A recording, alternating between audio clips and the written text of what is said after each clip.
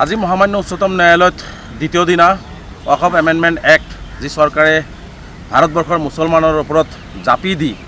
ভাৰতবৰ্ষৰ মুছলমানসকলৰ সম্পত্তি তেওঁলোকে দখল কৰিব বিচাৰিছে, তেওঁলোকে কবৰস্থান মছজিদ মাদ্ৰাছাৰ ওপৰত হস্তগত কৰিব বিচাৰিছে। ইয়াৰ ওপৰত আজি দ্বিতীয় দিনা শুনানি হ'ল। যোৱাকালি গোচৰীয়া পক্ষৰ শুনানি সম্পূৰ্ণ হৈছিল। আজি চৰকাৰী পক্ষৰ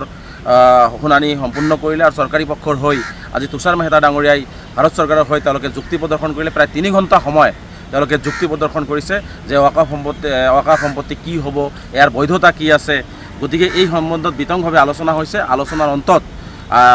ভাৰতবৰ্ষৰ উচ্চতম ন্যায়ালয়ৰ মুখ্য ন্যায়াধীশগৰাকীয়ে অহাকাইলৈ শুনিম বুলি কৈছে আৰু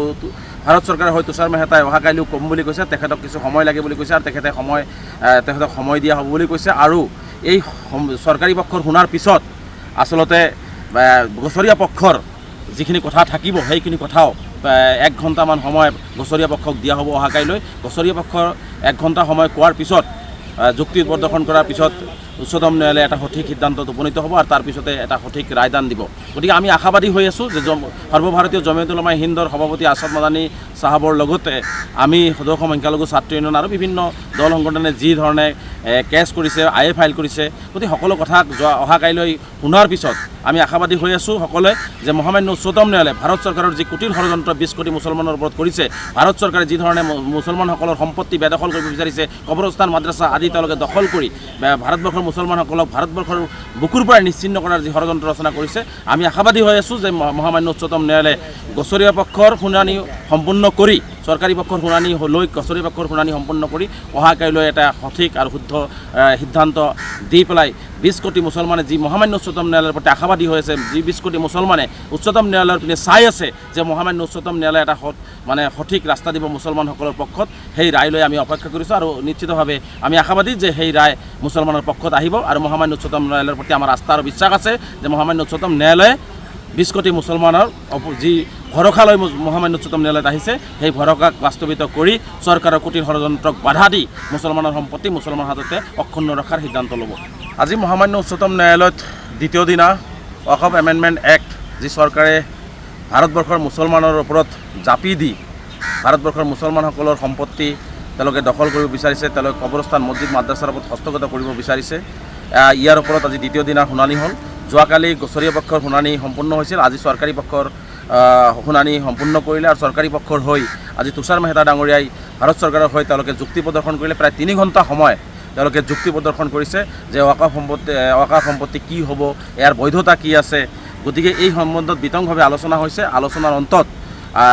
ভাৰতবৰ্ষৰ উচ্চতম ন্যায়ালয়ৰ মুখ্য ন্যায়াধীশগৰাকীয়ে অহাকাইলৈ শুনিম বুলি কৈছে আৰু ভাৰত চৰকাৰে হয় তুষাৰ মেহতাই অহাকাইলৈও ক'ম বুলি কৈছে। তেখেতক কিছু সময় লাগে বুলি কৈছে আৰু তেখেতক সময় দিয়া হ'ব বুলি কৈছে। আৰু এই চৰকাৰী পক্ষৰ শুনাৰ পিছত আচলতে গোচৰীয়া পক্ষৰ যিখিনি কথা থাকিব সেইখিনি কথাও 1 ঘণ্টামান সময় গোচৰীয়া পক্ষক দিয়া হ'ব অহাকাইলৈ। গোচৰীয়া পক্ষৰ 1 ঘণ্টা সময় কোৱাৰ পিছত যুক্তি প্ৰদৰ্শন কৰাৰ পিছত উচ্চতম ন্যায়ালয়ে এটা সঠিক সিদ্ধান্তত উপনীত হ'ব আৰু তাৰ পিছতে এটা সঠিক ৰায়দান দিব। গতিকে আমি আশাবাদী হৈ আছোঁ যে সৰ্বভাৰতীয় জমিয়ত উলামায়ে হিন্দৰ সভাপতি আছাদ মাদানী চাহাবৰ লগতে আমি সদস্য সংখ্যালঘু ছাত্ৰ ইউনিয়ন আৰু বিভিন্ন দল সংগঠনে যি ধৰণে কেছ কৰিছে, IA ফাইল কৰিছে, গতিকে সকলো কথা অহাকাইলৈ শুনাৰ পিছত আমি আশাবাদী হৈ আছোঁ সকলোৱে যে মহামান্য উচ্চতম ন্যায়ালয়ে ভাৰত চৰকাৰৰ যি কুটিল ষড়যন্ত্ৰ 20 কোটি মুছলমানৰ ওপৰত কৰিছে, ভাৰত চৰকাৰে যি ধৰণে মুছলমানসকলৰ সম্পত্তি বেদখল কৰিব বিচাৰিছে, কবৰস্থান মাদ্ৰাছা আদি তেওঁলোকে দখল কৰি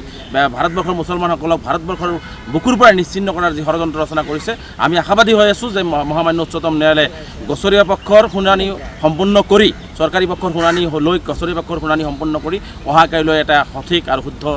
সিদ্ধান্ত দি পেলাই 20 কোটি মুছলমানে যি মহামান্য উচ্চতম ন্যায়ালয়ৰ প্ৰতি আশাবাদী হৈ আছে, যি 20 কোটি মুছলমানে উচ্চতম ন্যায়ালয়ৰ পিনে চাই আছে যে মহামান্য উচ্চতম ন্যায়ালয়ে এটা সঠিক ৰাস্তা দিব মুছলমানসকলৰ পক্ষত, সেই ৰায়লৈ আমি অপেক্ষা কৰিছোঁ আৰু নিশ্চিতভাৱে আমি আশাবাদী যে সেই ৰায় মুছলমানৰ পক্ষত আহিব আৰু মহামান্য উচ্চতম ন্যায়ালয়ৰ প্ৰতি আমাৰ আস্থা আৰু বিশ্বাস আছে যে মহামান্য উচ্চতম ন্যায়ালয়ে 20 কোটি মুছলমানৰ যি ভৰসা লৈ মহামান্য উচ্চতম ন্যায়ালয়ত আহিছে, সেই ভৰসাক বাস্তৱিত কৰি চৰকাৰৰ কুটিল ষড়যন্ত্ৰক বাধা দি মুছলমানৰ সম্পত্তি মুছলমানৰ হাততে অক্ষুণ্ণ ৰখাৰ সিদ্ধান্ত ল'ব।